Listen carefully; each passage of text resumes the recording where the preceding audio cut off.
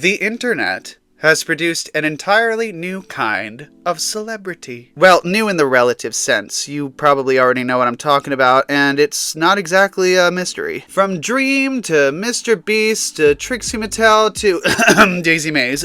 Of course, can't forget that legend and icon and star. Social media and the World Wide Web has produced an entirely new class of idol. Gone are the days when only movie stars and Broadway stars and pop stars and rock stars and politicians and the occasional person who gets on the news for doing something fucking weird were the only kind of people who could get famous and then reap the benefits thereof. Now, anybody can become an absolute powerhouse of a star simply from the comfort of their own home.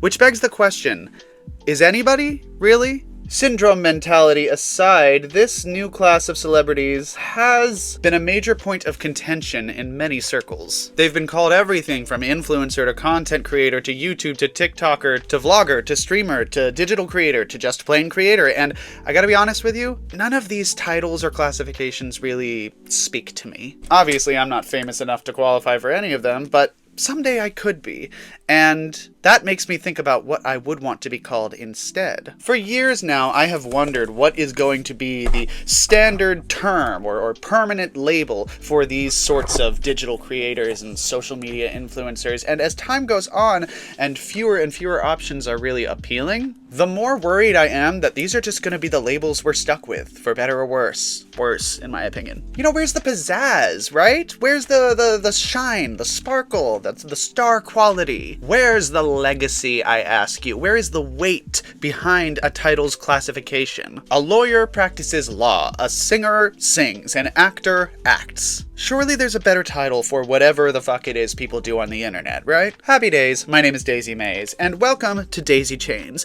This is the series where I, your hostess, just kind of share some video essays on thoughts that I've had, ideas that are floating around in my head, or problems that I haven't been able to solve but want to talk about and maybe we can work out together. The gimmick of Daisy Chains is that every single video is going to be connected to the previous one and the next one by one word each. Last week we talked about the amazing digital circus and its fandom problem. And this week, I want to talk about something relevant to the digital scape, since that's kind of the theme we've had for all three of these first episodes, but also something that I've been thinking about for a lot longer. And that is this. I hate the terms influencer, content creator, or whatever the fuck you call people doing stuff on the internet, and I wish there was something different. I want to be a web jester. Stay with me. Now, given how I've chosen to begin this episode, I think it's very appropriate that I decided to talk about the amazing digital circus last week, both in terms of the web and in terms of the jester. Now, before you write me off, I admit, it's a pretty stupid name. Obviously, it doesn't quite do what I need it to do, but that's what I need your help with. You know, as the saying goes, I'm just writing what I know. And what I know is being a fool, and a clown, and a jester. Drag came much later after all of those things. I've always said that Daisy is a clown first and a queen second, and that goes for basically every character I play. So why would my online persona be any different? And this is something that has, needled me ever since I first heard those terms back in the 2000s, 2010s, whenever the fuck it really started to pick up. I think content creator and social media influencer as terminology have about as much weight to them as a plastic bag full of feathers. Honestly, it's not anything. I think of nothing positive when I think of those phrases. And if these are jobs now, and they are, shouldn't they sound like it? Well, let's start by looking a little deeper into what I'm talking about here. In the first ever episode of Daisy Chains, I talked about how I thought rage bait was destroying the internet. And in the second ever episode, I talked about how I have a problem with the fandom for the amazing digital circus. And these two topics have more in common than we really think, because both of them have to do with content creators and social media influencers. People on the internet who make things, and that's their job, and it's entertainment, but it's also contributing to pop culture. I don't know how to classify it exactly. That's why we're here. After all, the fandom for the amazing digital circus and people using rage bait to get money are sort of recent developments and rising trends. They're not really the foundation of what I'm talking about here. I mean, even when you try to classify this sort of thing, you think YouTubers, you think TikTokers, you think Instagram influencers, and realistically those don't cover it because they all refer to specific platforms, not the occupation as a whole. A lawyer is an umbrella term for people who practice contract law, family law, anything, any different kind kind of law. There are different lawyers for even social media personalities in the same way that there are for pop stars and rock stars and that kind of stuff. They all refer to a specific platform, but they also have their own naming conventions. TikToker, YouTuber, Instagram influencer. It falls apart when you try to group them all together, you know? Twitch streamers, streamers in general. What platform is it? You can stream on a lot of different platforms. Twitch streamers are the most well-known, etc. And like entertainers, like lawyers, like actors, we need something that sort of works as an umbrella term that can classify all of them while allowing them their specificities. I mean, at its most basic function, social media across these platforms is entertainment, but there's a lot more. It's news, it's relatability, it's connection, it's tutorials and guides, it's DIYs, it's forming communities across a larger expanse of space. And the folks at the heads of these specific movements, of all the various kinds and platforms, are typically at the head of these movements because they most embody what these movements are about. Trixie Mattel, for example, is a special case. She is a YouTuber, but she was a TV star first, a reality TV star specifically. She wasn't an actor, she was a drag queen before all of that, but she's always been an entertainer. Despite the various metamorphoses that she has taken throughout her career, she has always been an entertainer with a very distinctive brand. But moving to YouTube allowed her to showcase things about her life and hobbies and interests and skills that she wasn't able to in any of those previous platforms. She said herself multiple times she's not a lip syncer, she doesn't really do that anymore. Although, you know, she does, just like it's not her main thing that she's known for anymore. Moving to YouTube allowed her to share her perspectives not just on makeup and drag and Barbies, but also on the world in general. She views the worlds in shades of pink and understands that what people need, what they're asking for from her specifically, is the joy of expression, comedy of a darker sort, and an exploration of femininity in somebody for whom it is not, I hesitate to say natural, but not what is societally expected, and also doesn't take itself too seriously, without making it feel like the subject itself isn't worthy of importance. Like any individual, she has her flaws. Sometimes her jokes don't land, maybe depending on the audience, maybe because of her own taste. Her sponsors are maybe not always the most well-vetted, and her following list may even still contain some pretty questionable choices, such as Jimmy Chuck and Jeffree Star. But part of her success, part of her relatability, is the more gentler flaws. Her need to always be right, her delusional sense of self-confidence, her words, not mine, and her unique perspective on an art form that is already, despite its mainstream popularity, very niche. And that's a pretty common theme with the people who run these channels. They are icons of subcultures and niche interests. Not always, but often. They appeal to hyper-specific groups that were looking for somebody to fill the slot that they needed them to. And this can often result in maybe not the best of manifestations. Large creators like Shane Dawson, James Charles, and Jeffree Star tend to always be involved in scandals, hence always being relevant, and find success simply by capitalizing on this persistent drama, continuous spectacle, and explosive generality. After all, the most success is always found by those who appeal to as many people as possible. That just makes it fleeting, though. You stand for nothing, you fall for anything, etc. I mean, they're always involved in scandals. They'll never be held accountable long enough for it to actually hurt them, let alone incite actual change, please. And for better or worse, I think worse, they are essentially gods who will always have somebody in their industry ready and willing to go to bat for them, no matter how ill-advised. Content creators have basically become the next natural evolution of the modern-day celebrity.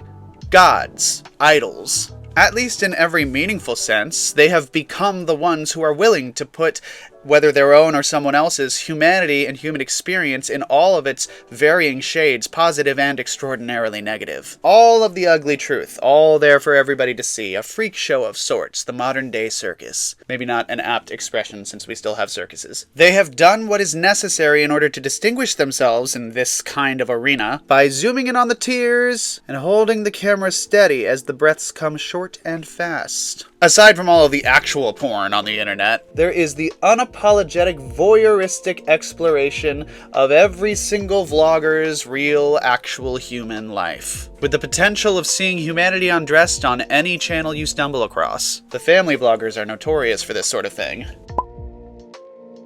It's not all bad, though.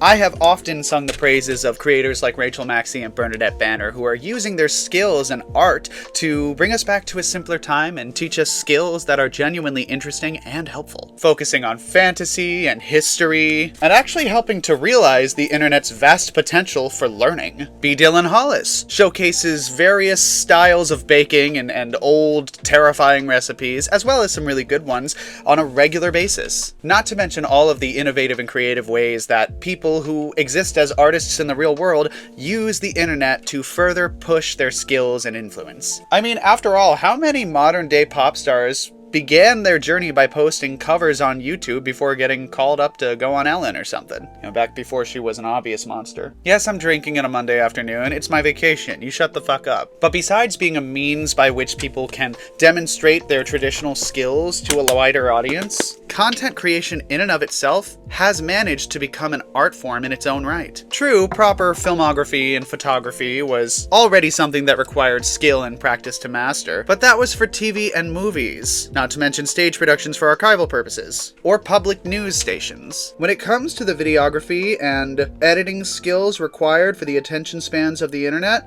long or short, it's a very different beast. An entirely different medium. After all, a vlog, or even a series of vlogs surrounding a specific story on a channel known for it, can have a beginning, a middle, and an end just like a traditional movie or documentary, but they have to be presented in a very different, more relatable, more grounded, or at least more aesthetic way. Gaming channels post tutorials that showcase new ways of engaging with new or old games alike, and the rise of esports, professional video game playing, could be an entire video in and of itself. And it might be. Editing a video essay has become a way of sharing thoughts and theories, contributing to a discussion in a public forum, now far more accessible to far more people. Editing itself, once made famous as an art form by the Spielbergs and RuPaul's Drag Race, Rattlesnake Sounds among us, has now become a toolbox used for apology videos, how-tos, and drama recaps, as well as genuine learning experiences. Sometimes. In fact, don't get me started on the entire genre that is apology content. Why is this a genre? Content creation in and of itself has its own genres, ones that aren't present in movies and TV. With all of these things mentioned, it's necessary to classify online content creation and influence as its own thing, worthy of its own titles, because after all, TV, movies, Broadway, all of these are separate things in their own right that still fall under similar umbrellas. Content creation has earned its own categorization because it's the midway between entertainment and relatability. Of course, all of this really depends on whether or not people will take content creation that seriously. Remember, we're still in its pretty infant stages, despite how long it feels like it's been. The lowbrow slot of distaste that was previously occupied by wannabe rock stars and American Idol contestants and reality stars in general, the theater kids of the world, the garage bands, etc., is now occupied by those on the internet who want to make their money at home by being influencers or making videos. Essentially, it's the new thing that everybody wants to be, and so it's more and more increasingly difficult to do and unlikely that you'll succeed. Take it from one who knows. And ironically, for that reason, a lot of more established industries now view actors and singers and pop stars and wannabe rock stars and garage band enthusiasts as genuine and real possibilities, while content creators now find themselves as the target of a lot of derision, condescending words and policies, etc. Actors and singers now get a lot more respect, have you noticed that? While content creators become the butt of the joke. Oftentimes rightfully so, in my opinion. But it's a little different because we're not really in on the joke. But I mean, they're not exactly wrong, you know? We do have a reputation. Plus, I mean, we don't even have a union. Stage actors have a union. Isn't that crazy? Not a good union, but it's a union. Until content creation is viewed as not the absolute bottom of the totem pole, which probably won't happen until some other new form of entertainment that we couldn't possibly predict comes along and takes that spot. After all, I mean, who could have expected reality TV would be so big? Who would have even conceptualized it? Until that happens, content creation and social media influencing will never be viewed as real, quote-unquote, art, which is a whole nother conversation. It's something we all engage with for hours every single day, and yet it doesn't seem like it's really being treated as serious enough to deserve its own classification. It doesn't seem worth paying for. And I think that's just how these things kind of always start. Artists demanding they get paid for their worth, people refusing to do so until it becomes a national scandal and they win by default, court of public opinion and all that, which people should absolutely get paid properly, but you know, we've seen this game play out before, haven't we? I personally think that content creators have earned a new term or classification for their work, but the question remains, what? Entertainers are basically the blanket term for any sort of performer or personality who entertains. Depending on where you look, newscasters could even be considered entertainers. Some of them view themselves as far more professional than they are, but that's true of any industry. I mean, hell, they made an AI actress, so, you know, guess anything really goes. Also, fuck that bitch. Entertainers serves as a descriptive for basically anyone from actors to singers to strippers to pole dancers to drag queens to reality TV show contestants to, yes, I suppose, content creators and social media influencers as well. Entertainers has very little specificity, so that's where we have to start getting into a little bit more of the nitty-gritty, you know, go from phylum to family, or however the classification of zoology works, I don't remember. I'm a drag queen and a clown. Neither of us are known for our brains. Now what about celebrity? You know, celebrities can be anything, basically. Not even necessarily an entertainer, just anyone who has achieved sort of legendary icon status within their field, or for one thing even. Hell, the Haktua girl is a celebrity. A minor one, yes, but a celebrity nonetheless, just for saying something stupid on... Was it the news, or was it like a podcast or something? I can never keep up with these stupid things. The Kardashians are celebrities for something that a family member did, and then what they did. A celebrity is basically anybody who's consistently in the public eye. It could even be an it girl, somebody who's just known for partying and not much else. It could be an entertainer, but it doesn't have to be. It's somebody whose personal life is now up for public consumption, willingly or not. Most of them aren't really famous for what they do, but who they are, and how much of who they are they're allowing to be seen. Paris Hilton basically created an entire character around this concept. It's pretty brilliant. She's really fucking smart. No joke, I mean that genuinely. Paris Hilton is really fucking smart. We're kind of going backwards as far as generalizations because stars is even more general. I think stars are more... If entertainer branches out, I think the one goes to celebrity and the one goes to stars. Stars, I think, are more performers, more known for a specific skill, talent, style, whatever. There's a lot of overlap, of course, but nobody's called a star because they're famous for a sex tape. They're called a star because they have star quality, star power, you know? It's also generally positive.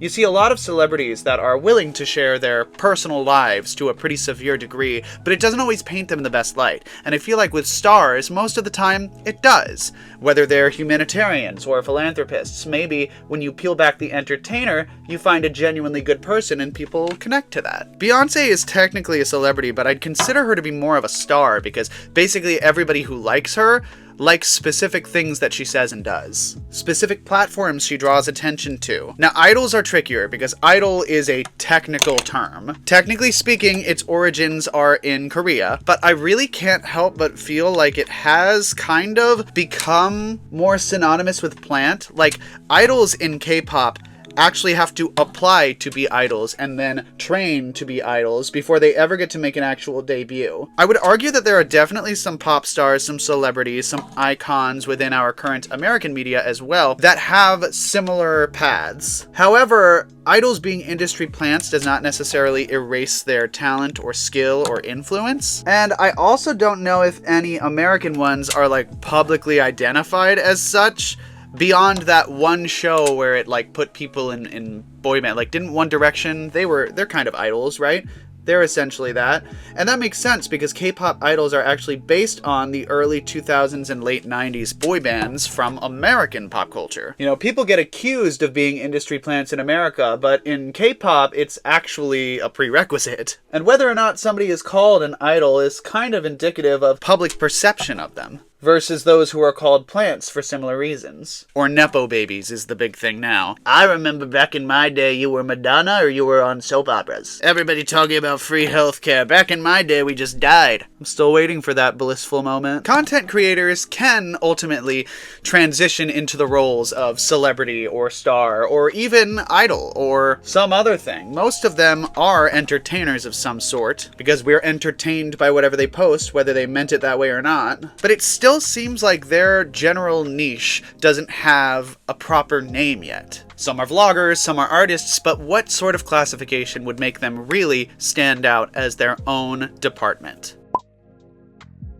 Now, I know, I said web jester as a joke, and I meant that, but for me it is pretty much kind of what I'm going by, to an extent. And this is largely because of the role that jesters have played throughout history. They've been entertainment, definitely, but they've also been the only people with jester's privilege. Let me tell you about jester's privilege. When I played the court jester at the New York Renaissance Fair a couple of years ago, I got to learn about jester's privilege. And basically, jester's privilege is the privilege that only the jester has to make fun of the higher classes. Back in this time, in Elizabethan England, and before that, and kind of after that to a certain extent, there was this concept called the Great Chain of Being, right? And that was that it's like God, and then queen, or king, usually king, then queen, then the nobility, merchant classes, etc., all the way down to jester, towards the bottom, but still of nobility. He's in a weird place, because if it's a circle, he's right next to the queen/king at the end/beginning. There's a reason that in tarot, the fool's journey starts with the fool. This privilege put jesters in a pretty unique place, because ultimately they were kind of nobody. Like, you didn't need to take them seriously, but they had a job to do beyond entertainment.